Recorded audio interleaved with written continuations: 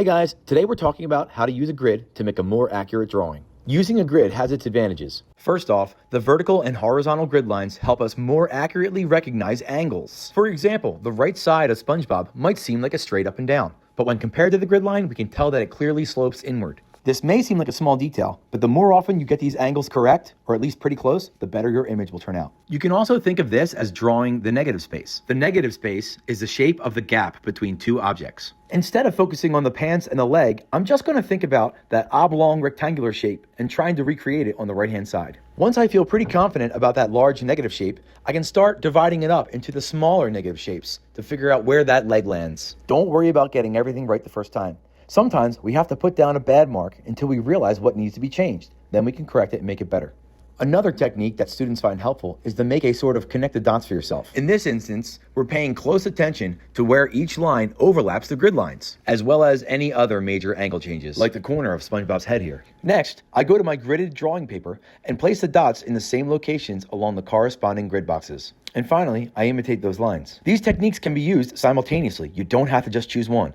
Like here, you'll see that I'm checking the negative space to see if I have the proper line drawn in the second box.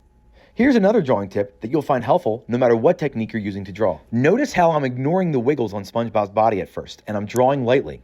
This is because it's important to get the major shapes first before you start giving smaller details. Many of your lightly drawn lines you don't even have to erase away. Eventually, they'll fade into the background through shading, or they'll be buried beneath more confident lines that you draw over top.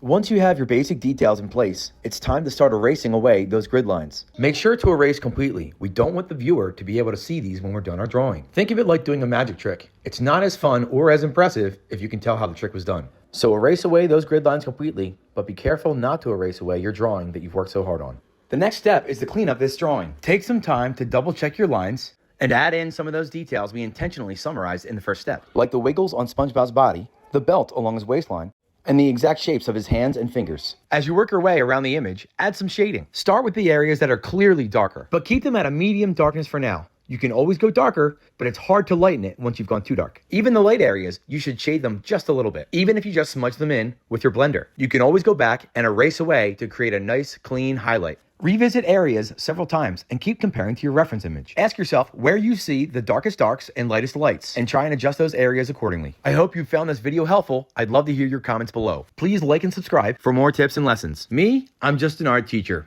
You have a great day.